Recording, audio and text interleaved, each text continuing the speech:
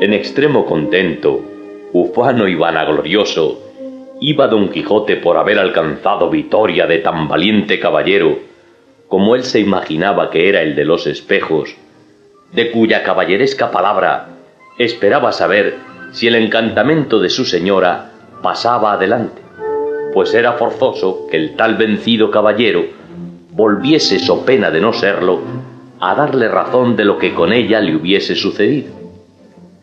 Pero uno pensaba Don Quijote y otro el de los espejos, puesto que por entonces no era otro su pensamiento sino buscar donde bizmarse, como se ha dicho.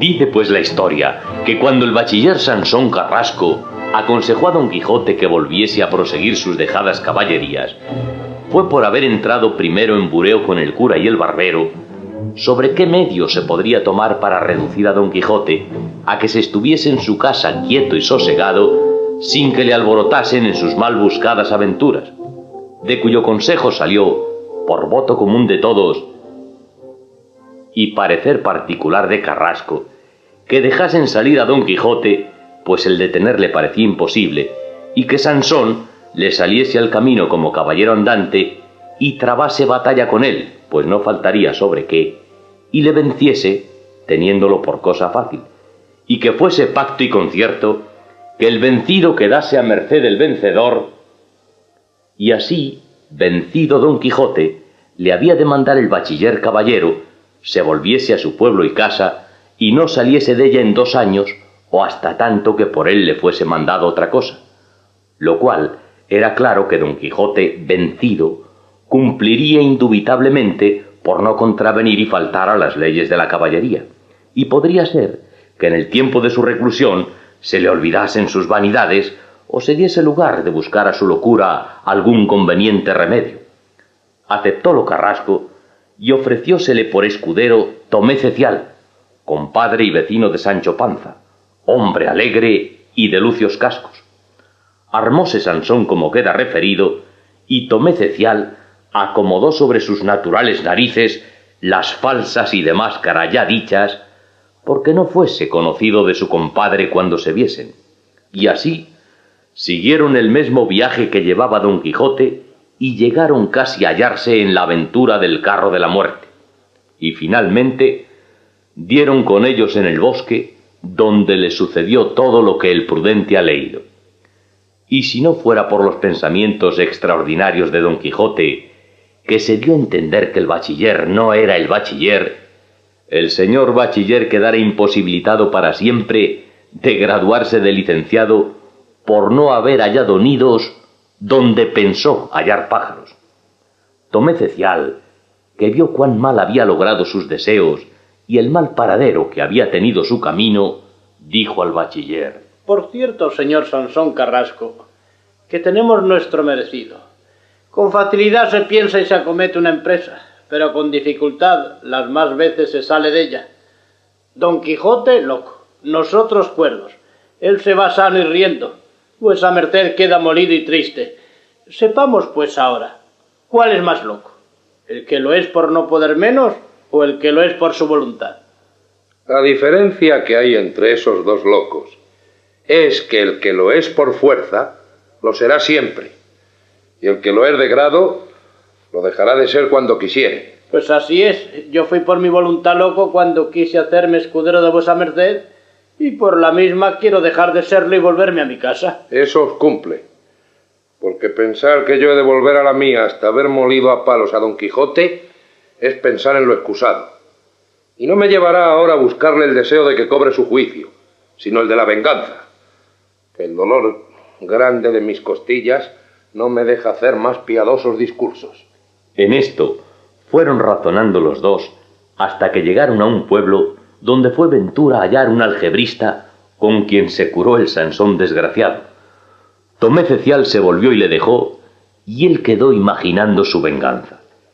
Y la historia vuelve a hablar de él a su tiempo, por no dejar de regocijarse ahora con Don Quijote.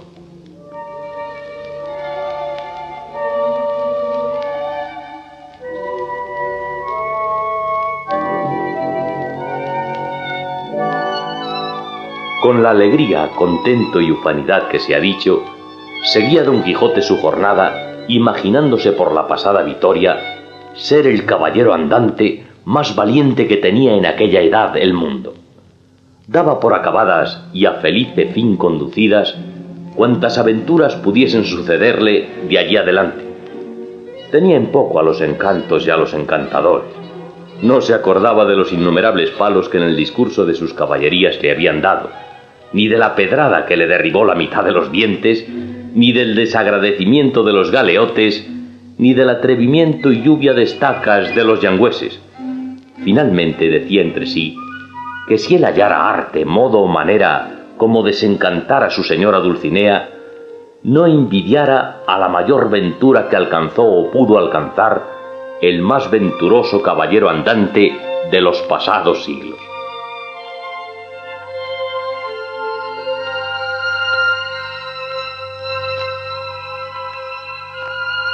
En estas imaginaciones iba todo ocupado cuando Sancho le dijo: No es bueno, señor, que aún todavía traigo entre los ojos las desaforadas narices y mayores de marca de mi compadre Tomé Cecial. ¿Y crees tú, Sancho, por ventura, que el caballero de los espejos era el bachiller Carrasco y su escudero Tomé Cecial, tu compadre? No sé qué me diga eso. Solo sé que las señas que me dio de mi casa, mujer y hijos no me las podría dar otro que él mismo. Y la cara quitada en las narices era la misma de Tomé Cecial, como yo se la he visto muchas veces en mi pueblo y pared en medio de mi misma casa. Y el tono del habla era todo uno. Estemos a razón, Sancho. Ven acá. ¿En qué consideración puede caber que el bachiller Sansón Carrasco viniese como caballero andante armado de armas ofensivas y defensivas a pelear conmigo? ¿He sido yo su enemigo por ventura? ¿He le dado yo jamás ocasión para tenerme ojeriza? ¿Soy yo su rival? ¿O hace él profesión de las armas para tener invidia la fama que yo por ellas he ganado? Pues qué diremos, señor, a esto de parecerse tanto a aquel caballero, sea el que se fuere, al bachiller Carrasco y su escudero a Tomé Cecial, mi compadre. Y si ello es encantamento, como vuesa merced ha dicho, ¿no había en el mundo otros dos a quien se parecieran?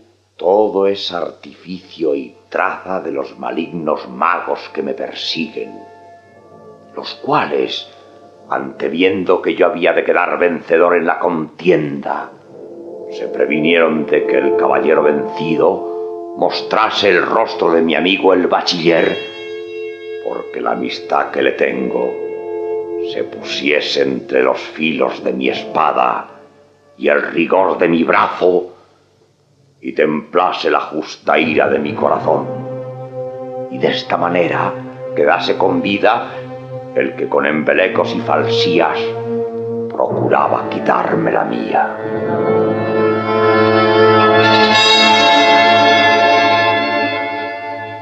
Para prueba de lo cual, ya sabes, oh Sancho, por experiencia, que no te dejará mentir ni engañar, cuán fácil sea a los encantadores mudar unos rostros en otros, haciendo de lo hermoso feo y de lo feo hermoso. Pues no ha 2 días que viste por tus mismos ojos la hermosura y gallardía de la sin par Dulcinea en toda su entereza y natural conformidad. Y yo la vi en la fealdad y bajeza de una zafia labradora, con cataratas en los ojos y con mal olor en la boca, y más que el perverso encantador que se atrevió a hacer una transformación tan mala, no es mucho que haya hecho la de Sansón Carrasco y la de su compadre, por quitarme la gloria del vencimiento de las manos. Pero con todo esto me consuelo, porque, en fin, en cualquiera figura que haya sido, He quedado vencedor de mi enemigo. Dios sabe la verdad de todo. Y como él sabía que la transformación de Dulcinea había sido traza y embeleco suyo, no le satisfacían las quimeras de su amo, pero no le quiso replicar por no decir alguna palabra que descubriese su embuste. En estas razones estaban cuando los alcanzó un hombre que detrás de ellos por el mismo camino venía sobre una muy hermosa yegua tordilla, vestido un gabán de paño fino verde, gironado de terciopelo leonado, con una montera del mismo terciopelo. El aderezo de la yegua era de campo y de la jineta asimismo de morado y verde. Traía un alfanje morisco pendiente de un ancho talí de verde y oro, y los borceguíes eran de la labor del talí.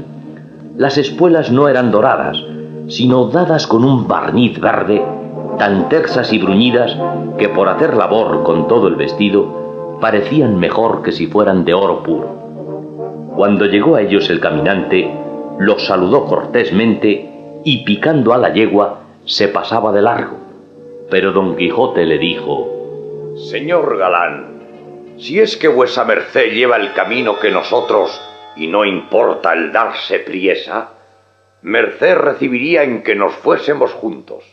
En verdad que no me pasara tan de largo, si no fuera por temor que con la compañía de mi yegua no se alborotara ese caballo. Bien puede, señor, bien puede tener las riendas a su yegua, porque nuestro caballo es el más honesto y bien mirado del mundo.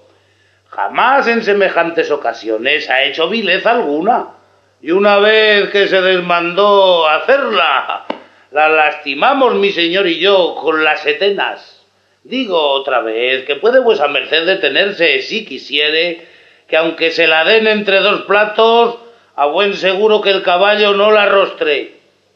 Detuvo la rienda el caminante, admirándose de la postura y rostro de don Quijote, el cual iba cincelada, que la llevaba Sancho como maleta en el arzón delantero de la albarda del rucio. Y si mucho miraba el de lo verde a don Quijote, mucho más miraba don Quijote al de lo verde, pareciéndole hombre de chapa. La edad mostraba ser de 50 años, las canas pocas y el rostro aquileño, la vista entre alegre y grave. Finalmente, en el traje y apostura daba a entender ser hombre de buenas prendas.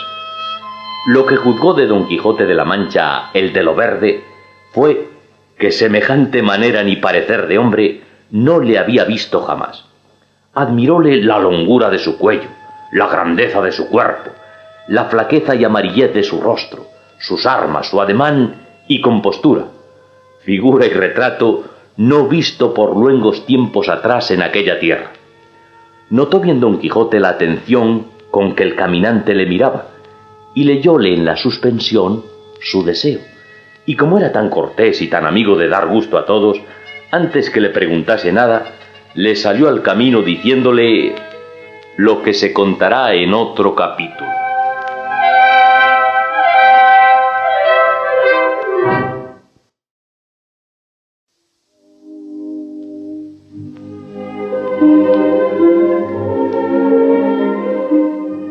Salió, como se ha dicho, don Quijote a mitad del camino, y alzándose sobre los estribos y dirigiéndose al caballero del verde gabán, con tono mesurado y digno continente, díjole de esta manera: Esta figura que vuesa merced en mí ha visto, por ser tan nueva y tan fuera de las que comúnmente se usan, no me maravillaría yo de que le hubiese maravillado. Pero dejará vuesa merced de estarlo cuando le diga, como le digo, que soy caballero, de estos que dicen las gentes que a sus aventuras van.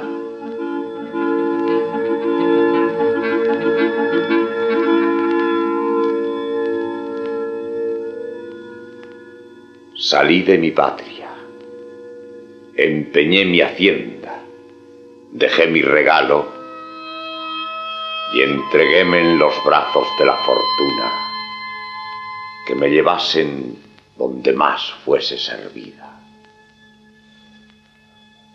Quise resucitar la ya muerta andante caballería, y ha muchos días que tropezando aquí, cayendo allí, despeñándome acá y levantándome acullá, he cumplido gran parte de mi deseo, socorriendo viudas, amparando doncellas y favoreciendo casadas, huérfanos y pupilos, propio y natural oficio de caballeros andantes.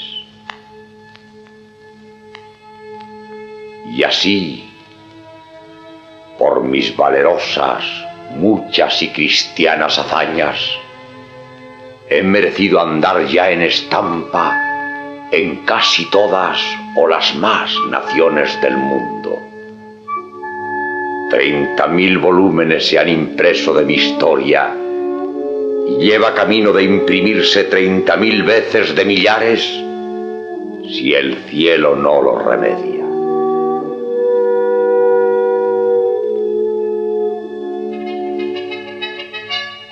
Finalmente, por encerrarlo todo en breves palabras o en una sola, digo que yo soy Don Quijote de la Mancha, por otro nombre llamado el Caballero de la Triste Figura. Y puesto que las propias alabanzas envilecen, esme forzoso decir yo tal vez las mías, y esto se entiende cuando no se haya presente quien las diga. Así que, señor gentilhombre, ni este caballo, esta lanza, ni este escudo ni escudero, ni todas juntas estas armas, ni la amarillez de mi rostro, ni mi atenuada flaqueza, os podrá admirar de aquí adelante, habiendo ya sabido quién soy y la profesión que hago.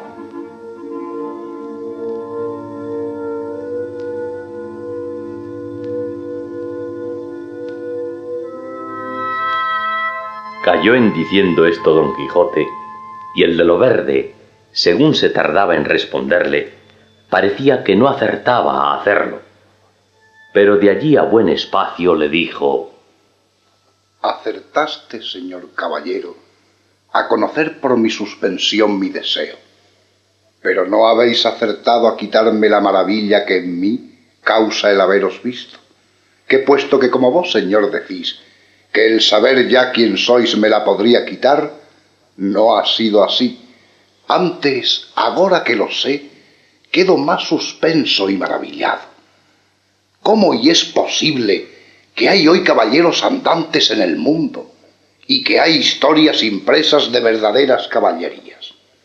No me puedo persuadir que haya hoy en la tierra quien favorezca viudas, ampare doncellas, ni honre casadas, ni socorra huérfanos.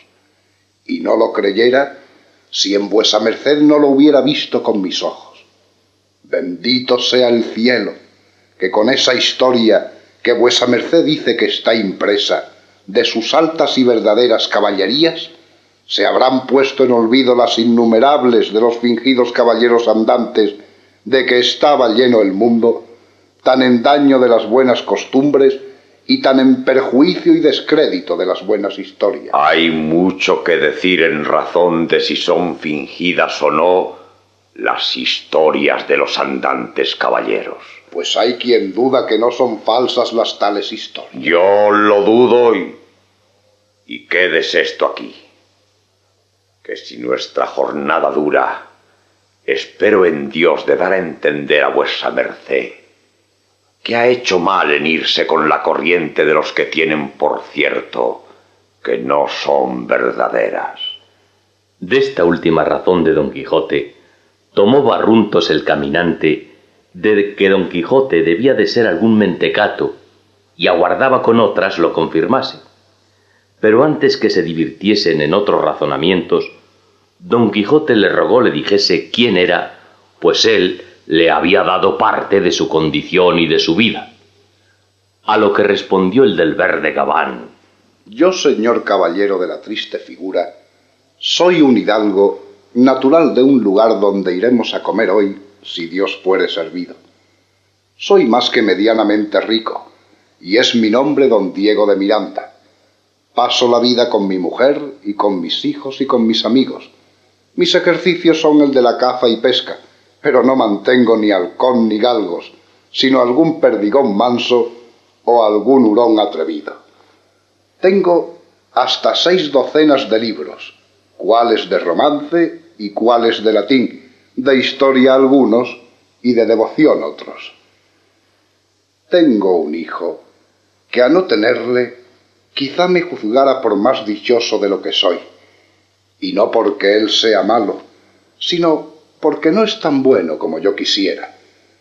Será de edad de 18 años.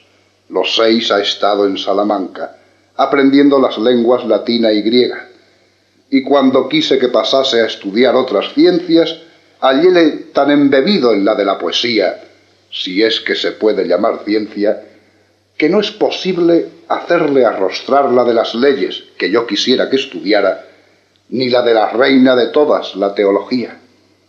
Quisiera yo que fuera corona de su linaje, pues vivimos en siglo donde nuestros reyes premian altamente las virtuosas y buenas letras, porque letras sin virtud son perlas en el muladar. Todo el día se le pasa en averiguar si dijo bien o mal Homero en tal verso de la Ilíada, si Marcial anduvo deshonesto o no en tal epigrama, si se han de entender de una manera u otra tales y tales versos de Virgilio. En fin, todas sus conversaciones son con los libros de los referidos poetas y con los de Horacio, Persio, Juvenal y Tíbulo, que de los modernos romancistas no hace mucha cuenta. Los hijos, señor, son pedazos de las entrañas de sus padres, y así se han de querer, o buenos o malos que sean, como se quieren las almas que nos dan vida. A los padres toca el encaminarlos desde pequeños por los pasos de la virtud, de la buena crianza y de las buenas y cristianas costumbres, para que cuando grandes sean báculo de la vejez de sus padres y gloria de su posteridad. Y en lo de forzarles que estudien esta o aquella ciencia, no lo tengo por acertado, aunque el persuadirles no será dañoso. Y cuando no se ha de estudiar para pane lucrando, siendo tan venturoso el estudiante que le dio el cielo padres que se lo dejen, sería yo de parecer que le dejen seguir aquella ciencia a que más le vieren inclinado. Y aunque la de la poesía es menos útil que deleitable, no es de aquellas que suelen deshonrar a quienes las poseen. La poesía, señor Hidalgo, a mi parecer, es como una doncella tierna y de poca edad, y en todo extremo hermosa, a quien tienen cuidado de enriquecer, pulir y adornar otras muchas doncellas, que son todas las otras ciencias, y ella se ha de servir de todas, y todas se han de autorizar con ella. Pero esta tal doncella no quiere ser manoseada, ni traída por las calles, ni publicada por las esquinas de las plazas, ni por los rincones de los palacios. Ella es hecha de una alquimia de tal virtud que quien la sabe tratar la volverá en oro purísimo de inestimable precio. Ha de tener el que la tuviere a raya, no dejándola correr en torpes sátiras ni en desalmados sonetos, no ha de ser vendible en ninguna manera, si ya no fuere en poemas heroicos, en lamentables tragedias o en comedias alegres y artificiosas. No se ha de dejar tratar de los truhanes ni del ignorante vulgo incapaz de conocer ni estimar los tesoros que en ellas se encierran. Y no penséis, señor, que yo llamo aquí vulgo solamente a la gente plebeya y humilde, que todo aquel que no sabe, aunque sea señor y príncipe, puede y debe entrar en número de vulgo.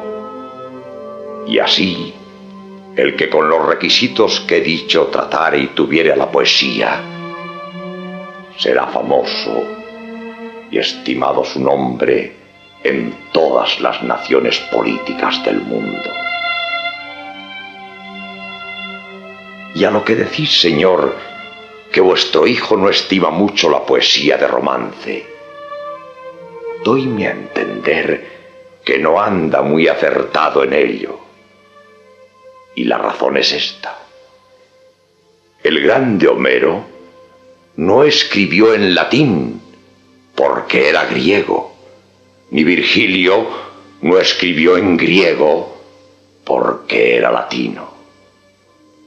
En resolución, todos los poetas antiguos escribieron en la lengua que mamaron en la leche y no fueron a buscar las extranjeras para declarar la alteza de sus conceptos. Y siendo esto así, razón sería se extendiese esta costumbre por todas las naciones y que no se desestimase el poeta alemán porque escribe en su lengua, ni el castellano ni aun el vizcaíno que escribe en la suya.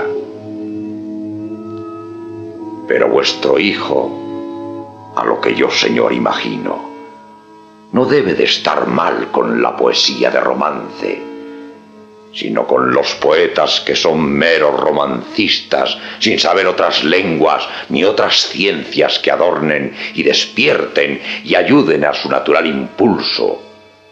Y aun en esto puede haber hierro. Porque, según es opinión verdadera, el poeta nace. Quieren decir que del vientre de su madre el poeta natural sale poeta.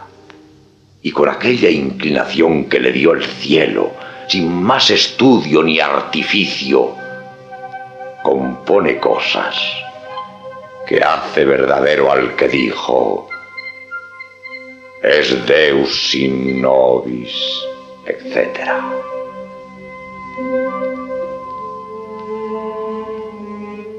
Admirado quedó el del verde gabán del razonamiento de Don Quijote, y tanto que fue perdiendo de la opinión que con él tenía de ser mentecato.